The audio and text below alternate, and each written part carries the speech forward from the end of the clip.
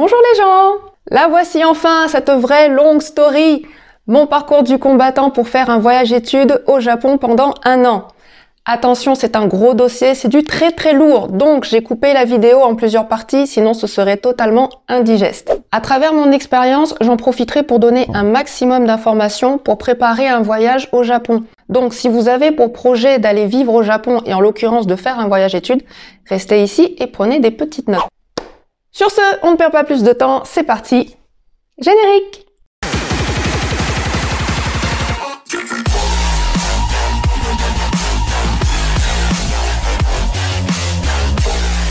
Pour situer le contexte, j'ai fait mon premier voyage au Japon de février à avril 2020. J'en parle dans mes premières vidéos, donc si vous ne les avez pas encore vues, je vous encourage à le faire, ça vous aidera à comprendre. Donc, quand je suis rentrée en France après ce voyage haut en couleur, je me suis effondrée psychologiquement, j'ai fait une dépression sévère. Non, ce n'est pas une métaphore. Pourquoi? C'est très simple, je suis passée de tout à rien. Le Japon, c'était la frénésie, la découverte, la bouffe, la fête, la vie. Et la France, si vous vous souvenez, c'était le premier confinement. Tout était fermé, personne n'était dehors, il n'y avait pas un chat, c'était la désolation. On aurait dit une scène de Walking Dead. Plus déprimant que ça, tu meurs. En plus, je devais faire ma quinzaine d'isolement chez moi, donc je ne voyais absolument personne, c'était mortel. Déjà dans l'avion, j'ai pas arrêté de pleurer. En arrivant à l'aéroport, j'arrêtais pas de pleurer. Enfin, j'étais une vraie fontaine, hein, je n'arrêtais plus. D'ailleurs, j'arrivais plus à pisser après tellement j'avais pleuré. Sincèrement, quitter le Japon m'a déchiré le cœur, j'étais frustrée, j'en avais pas assez, il m'en fallait plus et je n'avais qu'une seule obsession quand j'étais rentrée en France, c'était de retourner au Japon le plus vite possible. Et il était clair dans ma tête que je ne moisirais pas en France plus de 6 mois. Si j'avais su. Heureusement que je l'ai pas su, sinon je me serais découragée. Comme je l'avais précisé dans les vidéos précédentes, ce premier voyage était un test. Je voulais m'assurer que le Japon me plaisait vraiment. Est-ce que la réalité allait me plaire? Entre mon fantasme et la réalité, vous savez. Et je voulais aussi m'assurer que j'étais capable de faire ce voyage, que j'étais capable de me débrouiller toute seule là-bas. Résultat des courses, non, je n'ai pas été déçue du tout. Bien au contraire, ce voyage a dépassé mes attentes, mais au-delà de ce que je pouvais espérer. Et c'est dingue parce que je me sentais tellement bien là-bas qu'il y avait même des symptômes de ma maladie qui avaient disparu.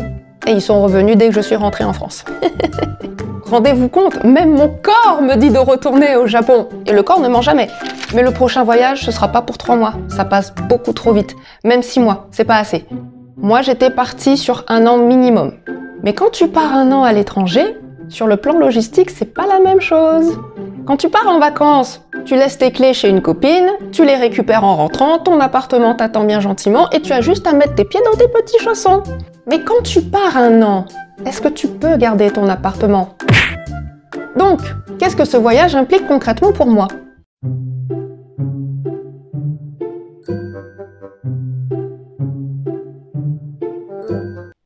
Toutes mes économies y passent. 2, je dois rendre mon appartement. 3, je dois vendre tous mes effets personnels, le mobilier, l'électroménager et une grosse partie de mes vêtements. Avec un visa étudiant, vous pouvez travailler à temps partiel au Japon. Le salaire que vous allez toucher vous permettra de payer vos frais sur place, donc le logement, les transports en commun, l'assurance, la bouffe, bref, vos dépenses du quotidien. Mais ça ne suffit absolument pas à payer un double loyer. Or, si je garde mon appartement en France, je devrais continuer à payer le loyer et plein tarif. Parce que quand vous quittez la France, vous ne touchez plus les APL. Payer un appartement pendant 1 an pour qu'il reste vide, même pour quelqu'un comme moi qui est une bille en maths, le calcul est vite fait, ce n'est pas viable.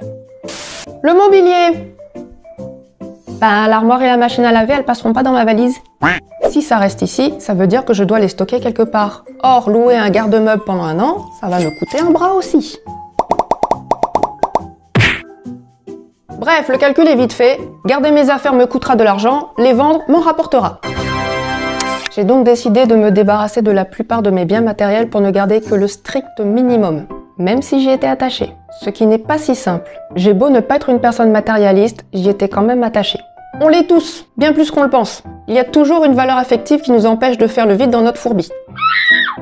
Mais on a beau les aimer, ça reste des objets. Est-ce que c'est raisonnable de me priver quand je serai au Japon pour pouvoir garder des objets? Est-ce que c'est raisonnable de compromettre un projet de vie pour pouvoir garder des objets? Un projet de vie te rend heureux, un objet non. Les souvenirs et l'expérience, tu les gardes toute ta vie, un objet non. Demandez-vous sincèrement, qu'est-ce qui vous anime le plus? Qu'est-ce qui vous nourrit? Vos rêves ou ce que vous possédez? Et en fonction de la réponse, faites un choix cohérent. En ce qui me concerne, j'ai décidé de tout quitter. Quand je pars au Japon, je laisse tout derrière moi. Ma vie en France reste en France. Je ne l'emporte pas avec moi dans ma valise. Là, je commence une nouvelle vie, donc toutes les attaches qui me retiennent au passé, je m'en débarrasse. Il n'y a que comme ça que je peux avancer.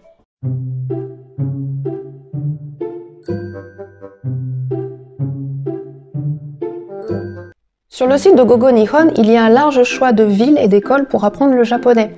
Bien sûr, il y a Tokyo, mais pas seulement. Il y a Osaka, Fukuoka, Yokohama, Kyoto, Sapporo et bien d'autres.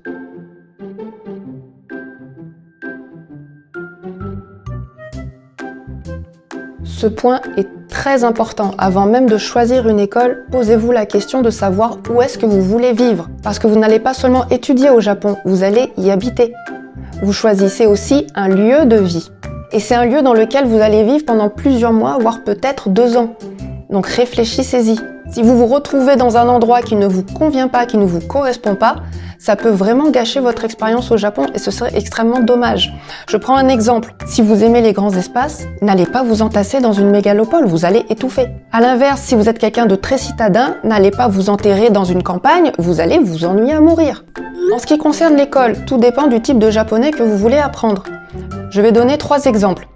Admettons que vous soyez débutant, que vous êtes intéressé vraiment par le japonais conversationnel et que vous souhaitez garder un maximum de temps pour faire du tourisme.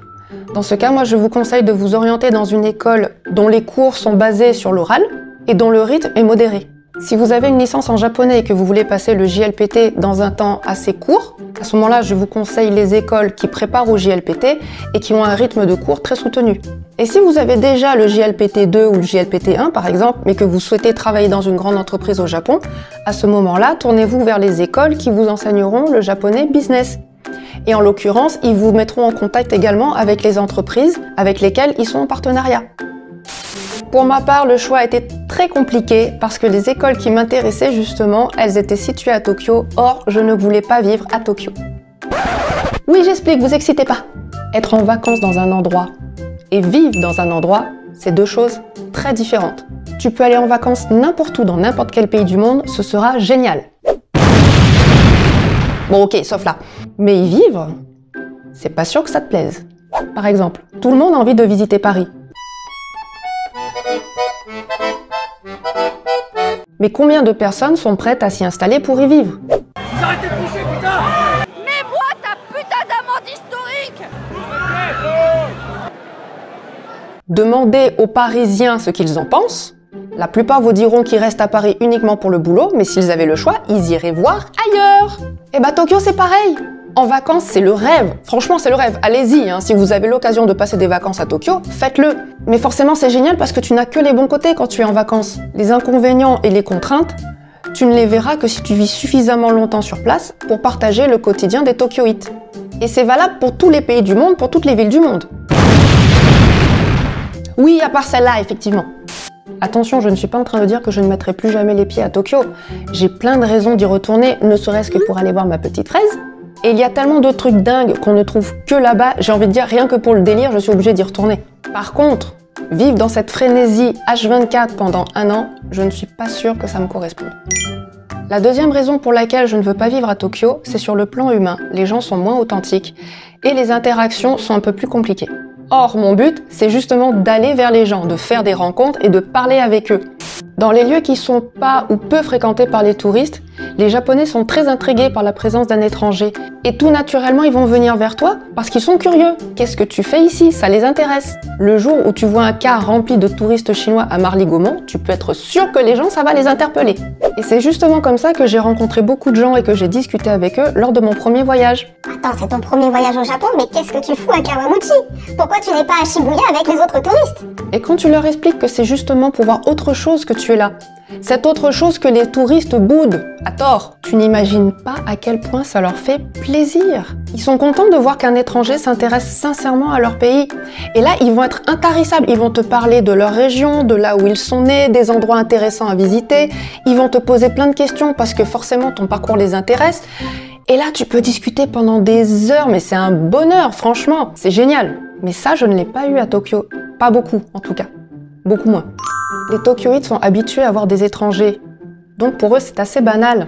Quand tu vas leur parler, bon, ils vont te répondre, évidemment, c'est pas des sauvages. Pas comme en France. Mais ils vont te répondre par pure politesse. C'est le fameux tatemae. Alors, ça n'enlève pas le fait qu'ils vont rester très courtois et très gentils, mais ça s'arrête là. Tu ne les intéresses pas spécialement. Et c'est tout à fait normal en vrai. Un convoi entier de cars remplis de touristes chinois à Paris, ça n'intéresse personne. Eh bien, des étrangers à Roppongi, c'est pareil. 3. Attention, je lance un pavé dans la mare. Le Japon, ce n'est pas Tokyo. De la même façon que la France, ce n'est pas Paris.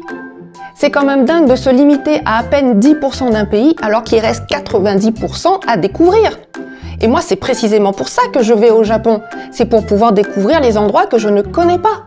Souvenez-vous des raisons pour lesquelles j'ai fait mon premier voyage études à Akita. Et c'est ce Japon-là que je veux vous faire découvrir aussi. Oui, je vous emmène dans mes valises avec moi. Parce que des vidéos sur Tokyo, il y en a à la pelle. Mais il y en a combien sur Oita? À quoi ça sert que je fasse les mêmes vidéos sur les mêmes sujets? Ça n'a aucun intérêt ni pour vous, ni pour moi. Enfin en 4, la taille de la ville a toute son importance. Être paumé en race campagne dans un trou paumé, ce n'est pas pour moi. Mais une ville tentaculaire non plus. J'aime les villes à taille humaine, où il y a quand même suffisamment d'activités et de vie, mais où on a accès quand même assez facilement à la nature, à des espaces calmes où je peux me ressourcer. Idéalement la mer. Où trouver ce juste milieu? Cet endroit parfait qui concilie à la fois mon cadre de vie idéal et une école qui me corresponde. Eh bien, sachez que la perle rare existe et que je l'ai trouvée!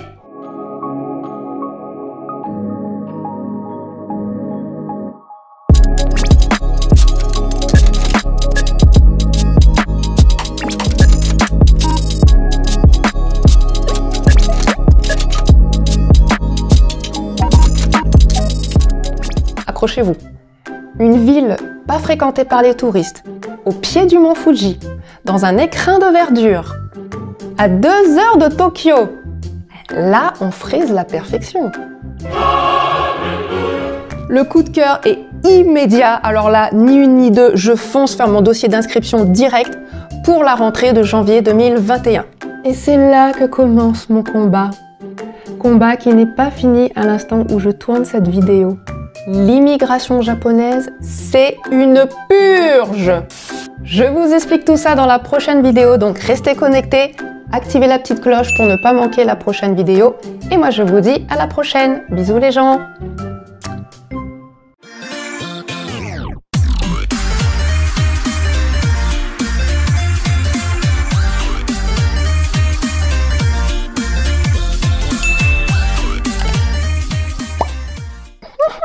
Je sais plus compter.